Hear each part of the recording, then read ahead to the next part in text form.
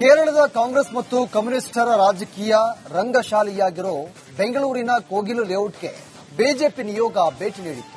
ಸ್ಥಳ ಪರಿಶೀಲನೆ ನಡೆಸಿದ ವಿಪಕ್ಷ ನಾಯಕ ಆರ್ ಅಶೋಕ್ ಅಕ್ರಮ ನಿವಾಸಿಗಳನ್ನ ಸಖತ್ತಾಗಿಯೇ ತರಾಟೆಗೆ ತೆಗೆದುಕೊಂಡರು. ಮಾತ್ರವಲ್ಲ, ಹೊಸದೊಂದು ಬಿಗ್ ಬಾಂಬ್ ಕೂಡ ಸಿಡಿಸಿದರು.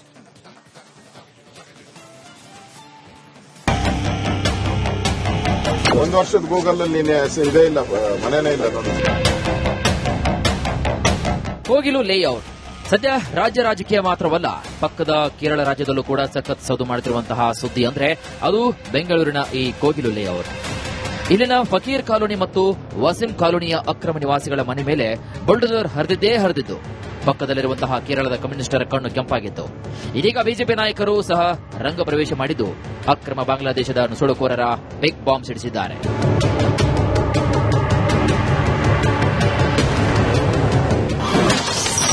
ಫಕೀರ್ ಕಾಲೋನಿಯಲ್ಲಿರೋರು ಅಕ್ರಮ ಬಾಂಗ್ಲಾದೇಶಿಯರ. ಎನ್ಐಎ ತನಿಖೆಗೆ ವಿರೋಧ ಪಕ್ಷದ ನಾಯಕ ಅಶೋಕ್ ಆಗ್ರಹ.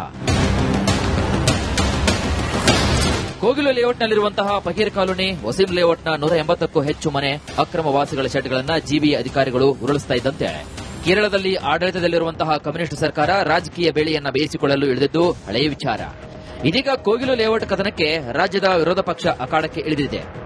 ವಿಧಾನಸಭೆ ಪಕ್ಷ ನಾಯಕ ಆರ್ ಅಶೋಕ್, ಪರಿಷತ್ ವಿಪಕ್ಷ ನಾಯಕ ಛಲವಾದಿ ನಾರಾಯಣಸ್ವಾಮಿ ಮತ್ತು ಶಾಸಕ ಅಶ್ವಥ್ ನಾರಾಯಣ್ ಅವರಿದ್ದಂತಹ ನಿಯೋಗ ಕೋಗಿಲು ಲೇಔಟ್ನಲ್ಲಿ ಪರಿಶೀಲನೆ ನಡೆಸಿತು.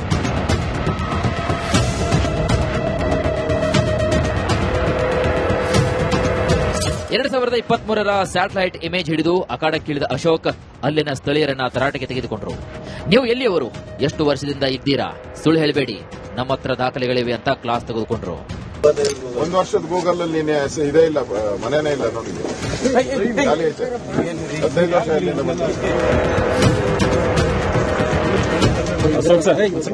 ಇಲ್ಲೇ ಇಲ್ಲ ನಿನ್ ಮನೆ ಗೂಗಲ್ ಮ್ಯಾಪ್ ಅಲ್ಲಿ. ಒಂದು ವರ್ಷದಿಂದ ಮಾಡಿರೋ ಗೂಗಲ್. ಸ್ಥಳ ಪರಿಶೀಲನೆ ಬಳಿಕ ರಿಪಬ್ಲಿಕ್ ಕನ್ನಡ ಜೊತೆ ಮಾತನಾಡಿದಂತಹ ಆರ್ ಅಶೋಕ್, ಇವರ್ಯಾರು ಸ್ಥಳೀಯವರಲ್ಲ, ಇವರು ಬಾಂಗ್ಲಾದೇಶದ ನುಸುಳುಕೋರರು ಇರಬೇಕಂತ ಬಿಗ್ ಬಾಂಬ್ ಸಿಡಿಸಿದ್ದಾರೆ. ಅವರೆಲ್ಲ ಅಕ್ರಮ ವಲಸಿಗಾರರು, ಕರ್ನಾಟಕದವರಂತೂ ಅಲ್ಲ, 100% ಕರ್ನಾಟಕ. ಅವ್ರು ಅವರೆಲ್ಲ ಹೇಳ್ತಾರೆ 24-25 ವರ್ಷದಿಂದ ಇದ್ದೀನಿ ಅಂತ. ಒಬ್ಬರಿಗೂ ಕನ್ನಡ ಬರಲ್ಲ. ಸಾಧ್ಯನಾ? ನಾವೆಲ್ಲ ಇಲ್ಲಿ ಕೆಲಸ ಮಾಡ್ತಾ ಇದ್ದೀರಿ, ಟ್ರ್ಯಾಕ್ಟರ್ ಇದೆ ಅಂತ ಹೇಳ್ತಾರೆ. ಸಾಧ್ಯನಾ? ಭಾಷೆ ಬರಲ್ಲ. ಅವ್ರ ಮಕ ನೋಡಿದ್ರೆ ಯಾರು ಇಲ್ಲಿನೋರ್ ಆ ತರ ಕಾಣದೇ ಇಲ್ಲ. ಎಲ್ಲ ಬಾಂಗ್ಲಾದೇಶದವರ ತರ ಕಾಣ್ತಾ ಇದ್ದಾರೆ. ಅಲ್ಲಿ ಎಲ್ಲ ಇಲ್ಲಿರೋರೆ ಅಂತ ಬರ್ಕೊಬೇಕು ಅಂತ ಹೇಳ್ಬಿಟ್ಟು ಹೋಗಿದಾರಂತೆ. ಮತ್ತೆ ನ್ಯಾಯ ಎಲ್ಲಿ ಸಿಗ್ತೈತೆ? ಒಂದ್ಸರಿ ಇವರೆಲ್ಲ ಸರ್ಟಿಫಿಕೇಟ್ ಕೊಟ್ಬಿಟ್ರೆ ಅವ್ರಿಗೆ ಪರ್ಮನೆಂಟ್ ಆಗೋತಾರೆ ಬಾಂಗ್ಲಾದೇಶದವ್ರು. ಇಲ್ಲಿ ಇದು ಟೆರರಿಸ್ಟ್ ಹಬ್ ಆಗೋಗ್ತೈತೆ. ಇದು ಗಾಂಜಾ, ಇವೆಲ್ಲ ಅಫೀಮು, ಇವೆಲ್ಲ ಇದಾಗೋತತೆ, ಸೆಂಟರ್ ಆಗೋತತೆ. ಈಗಲೇ ಬೆಂಗಳೂರು ಸಫರ್ ಆಗ್ತಾ ಇದೆ ಡ್ರಗ್ ಮಾಫಿಯಾಯಿಂದ. ಯಾರಪ್ಪನ ಆಸ್ತಿ ಅಂತ ಅವರಿಗೆ ಮನೆ ಕೊಡ್ತಾರೆ. ಇನ್ನು ಕೋಗಿಲು ಲೇಔಟ್ ನಿವಾಸಿಗಳಿಗೆ ಪರ್ಯಾಯ ಮನೆ ಕೊಡೋದಕ್ಕೂ ಬಿಜೆಪಿ ಕೆಂಡ ಕಾರಿದೆ. ಎನ್ಐಎ ತನಿಖೆ ಬಳಿಕವೇ ಮನೆ ಹಂಚಬೇಕು ಅಂತ ಆಗ್ರಹಿಸಿದೆ. ಕಾಂಗ್ರೆಸ್ ಮನೆ ಅವರ ಅಪ್ಪನ ಆಸ್ತಿನ ಇದು? ಕರ್ನಾಟಕ ಜನರ ಟ್ಯಾಕ್ಸ್ ಪೇಯರ್ಸ್ ಆಸ್ತಿ. ಹೆಂಗ್ ಕೊಟ್ಬಿಡ್ತಾರೆ? ಯಾವ ಕಾನೂನು ಅಡಿ ಕೊಡಿತಾರೆ? ಬರಬೇಕಲ್ಲ. ನಾಳೆ ಹಿಂಗೇನ ಮಾಡಿದ್ರೆ ಮುಂದೆ ಬರೋ ಸರ್ಕಾರಗಳೆಲ್ಲ ಅವರು ಹಂಗೆ ಮಾಡ್ತಾರೆ, ಎಲ್ಲರಿಗೂ ಕೊಡಕ್ ಶುರು ಮಾಡ್ತಾರೆ. ಅಲ್ಲಿ ಇವರು ಫಸ್ಟ್ ಭಾರತೀಯರ ಅನ್ನೋದಾಗಬೇಕು. ಅದ್ ತನಿಖೆ ಮಾಡೋರು ಯಾರು? ಇವರಲ್ಲ. ಅದು ಕೇಂದ್ರ ತನಿಖಾ ದಳ ತನಿಖೆ ಮಾಡಬೇಕು. ಅವ್ರು ತನಿಖೆ ಮಾಡಲಿ. ಅವ್ರು ತನಿಖೆ ಮಾಡಿ ಆದ್ಮೇಲೆ ಇದ್ ಮಾಡ್ಲಿ. ಅಲ್ಲಿವರೆಗೂ ನಾವು ಬಿಡಲ್ಲ. ಏನಾದ್ರೂ ಅವರಿಗೆ ಅವರ ಮೂಲ ದಾಖಲೆಗಳನ್ನ ಪರಿಶೀಲನೆ ಮಾಡಿ ಅವರು ಎಲ್ಲಿಂದ ಬಂದವರು ಅದೆಲ್ಲ ಪರಿಶೀಲನೆ ಆಗಬೇಕು. ಅದಕ್ಕೇನ್ ಮಾಡಬೇಕಂದ್ರೆ ಎನ್ಐಎಗೆ ಇದನ್ನ ಒಪ್ಪಿಸಬೇಕು. ಸಂಪೂರ್ಣ ವರದಿ ಬರುವವರೆಗೆ ಯಾರಿಗೂ ಕೊಡಬಾರದು. ಕೋಗಿಲು ಲೇಔಟ್ನ ಅಕ್ರಮ ನಿವಾಸಿಗಳಿಗೆ ಮನೆ ಹಂಚುವುದನ್ನು ವಿರೋಧಿಸಿ ಬಿಜೆಪಿ ಬೃಹತ್ ಹೋರಾಟಕ್ಕೆ ಸಜ್ಜಾಗ್ತಾ ಇದೆ. ಯಲಹಂಕ ಶಾಸಕ ವಿಶ್ವನಾಥ್ ನೇತೃತ್ವದಲ್ಲಿ ಸತ್ಯ ಶೋಧನೆ ಸಮಿತಿಯನ್ನ ರಾಜ್ಯಾಧ್ಯಕ್ಷ ವಿಜೇಂದ್ರ ರಚನೆ ಮಾಡಿದ್ದು ವಾರದೊಳಗೆ ವರದಿ ಸಲ್ಲಿಕೆಯಾಗುವ ಸಾಧ್ಯತೆ ಕೂಡ ಇದೆ. ರಾಜ್ಯದ ಸಿದ್ದರಾಮಯ್ಯ ಸರ್ಕಾರಕ್ಕೆ ಕೋಗಿಲು ಲೇಔಟ್ ವಿಚಾರ ದಿನದಿಂದ ದಿನಕ್ಕೆ ಕಬ್ಬಿಣದ ಕಡಲೆ ಆಗ್ತಾ ಇದೆ. ಒಂದೆಡೆ ಮನೆ ಕೊಡಿ ಅಂತ ಹೈಕಮಾಂಡ್ ಒತ್ತಡ ಆಗ್ತಿದ್ರೆ, ಮತ್ತೊಂದು ಕಡೆಗೆ ಬಿಜೆಪಿ ಎನ್ಐಎ ತನಿಖೆ ಆಗದೆ ಮನೆ ಹಂಚಿಕೆ ಆಗೋಕೆ ನಾವು ಬಿಡಲ್ಲ ಅಂತ ಹೋರಾಟಕ್ಕಿಳಿದಿದೆ. ಹೈಕಮಾಂಡ್ ಕೇರಳ ರಾಜಕೀಯದ ಅಡ್ಡಕತ್ತರಿಯಲ್ಲಿ ಸಿಲುಕಿ ಸಿದ್ದರಾಮಯ್ಯ ಹೈರಾಣಾಗಿರುವಂತೂ ಸುಳ್ಳಲ್ಲ. Political bureau, republic Kannada. ಕೇರಳದ ಕಾಂಗ್ರೆಸ್ ಮತ್ತು ಕಮ್ಯುನಿಸ್ಟರ ರಾಜಕೀಯ ರಂಗಶಾಲೆಯಾಗಿರೋ ಬೆಂಗಳೂರಿನ ಕೋಗಿಲು ಲೇಔಟ್ಗೆ ಬಿಜೆಪಿ ನಿಯೋಗ ಭೇಟಿ ನೀಡಿತ್ತು. ಸ್ಥಳ ಪರಿಶೀಲನೆ ನಡೆಸಿದ ವಿಪಕ್ಷ ನಾಯಕ ಆರ್ ಅಶೋಕ್ ಅಕ್ರಮ ನಿವಾಸಿಗಳನ್ನ ಸಖತ್ತಾಗಿಯೇ ತರಾಟೆಗೆ ತೆಗೆದುಕೊಂಡರು. ಮಾತ್ರವಲ್ಲ, ಹೊಸದೊಂದು ಬಿಗ್ ಬಾಂಬ್ ಕೂಡ ಸಿಡಿಸಿದ್ರು.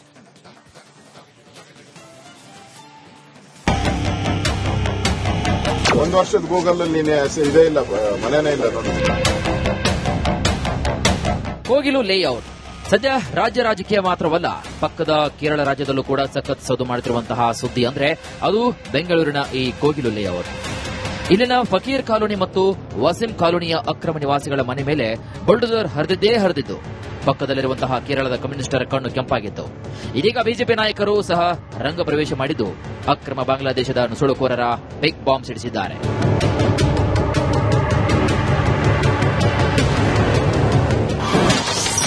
ಫಕೀರ್ ಕಾಲೋನಿಯಲ್ಲಿರೋರು ಅಕ್ರಮ ಬಾಂಗ್ಲಾದೇಶಿಯರ.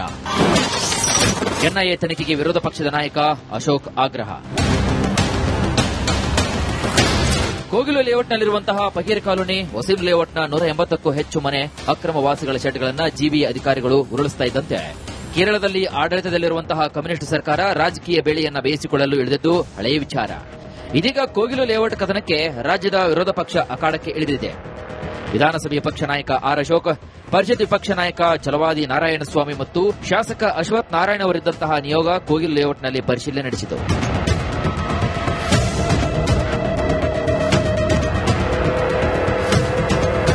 2023ರ ಸ್ಯಾಟಲೈಟ್ ಇಮೇಜ್ ಹಿಡಿದು ಅಖಾಡಕ್ಕಿಳಿದ ಅಶೋಕ್ ಅಲ್ಲಿನ ಸ್ಥಳೀಯರನ್ನ ತರಾಟೆಗೆ ತೆಗೆದುಕೊಂಡರು.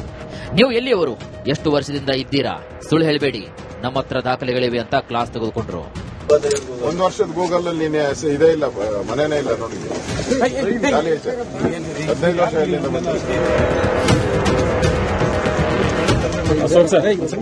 ಇಲ್ಲೇ ಇಲ್ಲ ನಿನ್ ಮನೆ ಗೂಗಲ್ ಮ್ಯಾಪ್ ಅಲ್ಲಿ. 1 ವರ್ಷದಿಂದ ಮಾಡಿರೋ ಗೂಗಲ್. ಸ್ಥಳ ಪರಿಶೀಲನೆ ಬಳಿಕ ರಿಪಬ್ಲಿಕ್ ಕನ್ನಡ ಜೊತೆ ಮಾತನಾಡಿದಂತಹ ಆರ್ ಅಶೋಕ್, ಇವರ್ಯಾರು ಸ್ಥಳೀಯವರಲ್ಲ, ಇವರು ಬಾಂಗ್ಲಾದೇಶದ ನುಸುಳುಕೋರರು ಇರಬೇಕಂತ ಬಿಗ್ ಬಾಂಬ್ ಸಿಡಿಸಿದ್ದಾರೆ. ಅವರೆಲ್ಲ ಅಕ್ರಮ ವಲಸಿಗಾರರು, ಕರ್ನಾಟಕದವರಂತೂ ಅಲ್ಲ, 100% ಕರ್ನಾಟಕ. ಅವರೆಲ್ಲ ಹೇಳ್ತಾರೆ 24-25 ವರ್ಷದಿಂದ ಇದ್ದೀನಿ ಅಂತ. ಒಬ್ಬರಿಗೂ ಕನ್ನಡ ಬರಲ್ಲ. ಸಾಧ್ಯನಾ? ನಾವೆಲ್ಲ ಇಲ್ಲಿ ಕೆಲಸ ಮಾಡ್ತಾ ಇದ್ದೀರಿ, ಟ್ರಾಕ್ಟರ್ ಇದೆ ಅಂತ ಹೇಳ್ತಾರೆ. ಸಾಧ್ಯನಾ? ಭಾಷೆ ಬರಲ್ಲ. ಅವ್ರ ಮಕ ನೋಡಿದ್ರೆ ಯಾರು ಇಲ್ಲಿನೋರ್ ಆ ತರ ಕಾಣದೇ ಇಲ್ಲ. ಎಲ್ಲ ಬಾಂಗ್ಲಾದೇಶದವರ ತರ ಕಾಣ್ತಾ ಇದ್ದಾರೆ. ಅಲ್ಲಿ ಎಲ್ಲ ಇಲ್ಲಿರೋರೆ ಅಂತ ಬರ್ಕೊಬೇಕು ಅಂತ ಹೇಳ್ಬಿಟ್ಟು ಹೋಗಿದಾರಂತೆ. ಮತ್ತೆ ನ್ಯಾಯ ಎಲ್ಲಿ ಸಿಗ್ತೈತೆ? ಒಂದ್ಸರಿ ಇವರೆಲ್ಲ ಸರ್ಟಿಫಿಕೇಟ್ ಕೊಟ್ಬಿಟ್ರೆ ಅವ್ರಿಗೆ ಪರ್ಮನೆಂಟ್ ಆಗೋತಾರೆ ಬಾಂಗ್ಲಾದೇಶದವ್ರು. ಇಲ್ಲಿ ಇದು ಟೆರರಿಸ್ಟ್ ಹಬ್ ಆಗೋಗ್ತೈತೆ. ಇದು ಗಾಂಜಾ ಇವೆಲ್ಲ ಅಫೀಮು ಇವೆಲ್ಲ ಇದಾಗೋತತೆ, ಸೆಂಟರ್ ಆಗೋತತೆ. ಈಗಲೇ ಬೆಂಗಳೂರು ಸಫರ್ ಆಗ್ತಾ ಇದೆ ಡ್ರಗ್ ಮಾಫಿಯಾಯಿಂದ. ಯಾರಪ್ಪನ ಆಸ್ತಿ ಅಂತ ಅವರಿಗೆ ಮನೆ ಕೊಡ್ತಾರೆ. ಇನ್ನು ಕೋಗಿಲು ಲೇಔಟ್ ನಿವಾಸಿಗಳಿಗೆ ಪರ್ಯಾಯ ಮನೆ ಕೊಡೋದಕ್ಕೂ ಬಿಜೆಪಿ ಕೆಂಡ ಕಾರಿದೆ. ಎನ್ಐಎ ತನಿಖೆ ಬಳಿಕವೇ ಮನೆ ಹಂಚಬೇಕು ಅಂತ ಆಗ್ರಹಿಸಿದೆ. ಕಾಂಗ್ರೆಸ್ ಮನೆ ಅವ್ರ ಅಪ್ಪನ ಆಸ್ತಿನ ಇದು? ಕರ್ನಾಟಕ ಜನರ ಟ್ಯಾಕ್ಸ್ ಪೇಯರ್ಸ್ ಆಸ್ತಿ. ಹೆಂಗ್ ಕೊಟ್ಬಿಡ್ತಾರೆ? ಯಾವ ಕಾನೂನು ಅಡಿ ಕೊಡಿತಾರೆ? ಬರಬೇಕಲ್ಲ. ನಾಳೆ ಹಿಂಗೇನ ಮಾಡಿದ್ರೆ ಮುಂದೆ ಬರೋ ಸರ್ಕಾರಗಳೆಲ್ಲ ಅವರು ಹಂಗೆ ಮಾಡ್ತಾರೆ, ಎಲ್ಲರಿಗೂ ಕೊಡಕ್ ಶುರು ಮಾಡ್ತಾರೆ. ಅಲ್ಲಿ ಇವರು ಫಸ್ಟ್ ಭಾರತೀಯರ ಅನ್ನೋದಾಗಬೇಕು. ಅದ್ ತನಿಖೆ ಮಾಡೋರು ಯಾರು? ಇವರಲ್ಲ. ಅದು ಕೇಂದ್ರ ತನಿಖಾ ದಳ ತನಿಖೆ ಮಾಡಬೇಕು. ಅವ್ರು ತನಿಖೆ ಮಾಡಲಿ. ಅವ್ರು ತನಿಖೆ ಮಾಡಿ ಆದ್ಮೇಲೆ ಇದು ಮಾಡಲಿ. ಅಲ್ಲಿವರೆಗೂ ನಾವು ಬಿಡಲ್ಲ.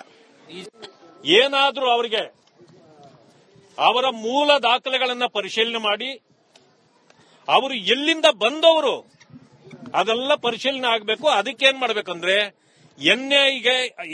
ಎನ್ಐಎಗೆ ಇದನ್ನ ಒಪ್ಪಿಸಬೇಕು. ಸಂಪೂರ್ಣ ವರದಿ ಬರುವವರೆಗೆ ಯಾರಿಗೂ ಕೊಡಬಾರದು. ಕೋಗಿಲು ಲೇಔಟ್ನ ಅಕ್ರಮ ನಿವಾಸಿಗಳಿಗೆ ಮನೆ ಹಂಚುವುದನ್ನು ವಿರೋಧಿಸಿ ಬಿಜೆಪಿ ಬೃಹತ್ ಹೋರಾಟಕ್ಕೆ ಸಜ್ಜಾಗ್ತಾ ಇದೆ. ಯಲಹಂಕ ಶಾಸಕ ವಿಶ್ವನಾಥ್ ನೇತೃತ್ವದಲ್ಲಿ ಸತ್ಯ ಶೋಧನೆ ಸಮಿತಿಯನ್ನ ರಾಜ್ಯಾಧ್ಯಕ್ಷ ವಿಜೇಂದ್ರ ರಚನೆ ಮಾಡಿದ್ದು ವಾರದೊಳಗೆ ವರದಿ ಸಲ್ಲಿಕೆಯಾಗುವ ಸಾಧ್ಯತೆ ಕೂಡ ಇದೆ. ರಾಜ್ಯದ ಸಿದ್ದರಾಮಯ್ಯ ಸರ್ಕಾರಕ್ಕೆ ಕೋಗಿಲು ಲೇಔಟ್ ವಿಚಾರ ದಿನದಿಂದ ದಿನಕ್ಕೆ ಕಬ್ಬಿಣದ ಕಡಲೆ ಆಗ್ತಾ ಇದೆ. ಒಂದೆಡೆ ಮನೆ ಕೊಡಿ ಅಂತ ಹೈಕಮಾಂಡ್ ಒತ್ತಡ ಆಗ್ತಿದ್ರೆ, ಮತ್ತೊಂದು ಕಡೆಗೆ ಬಿಜೆಪಿ ಎನ್ಐಎ ತನಿಖೆ ಆಗದೆ ಮನೆ ಹಂಚಿಕೆ ಆಗೋಕೆ ನಾವು ಬಿಡಲ್ಲ ಅಂತ ಹೋರಾಟಕ್ಕಿಳಿದಿದೆ. ಹೈಕಮಾಂಡ್ ಕೇರಳ ರಾಜಕೀಯದ ಅಡ್ಡಕತ್ತರಿಯಲ್ಲಿ ಸಿಲುಕಿ ಸಿದ್ದರಾಮಯ್ಯ ಹೈರಾಣಾಗಿರೋದಂತೂ ಸುಳ್ಳಲ್ಲ. Political bureau, republic Kannada.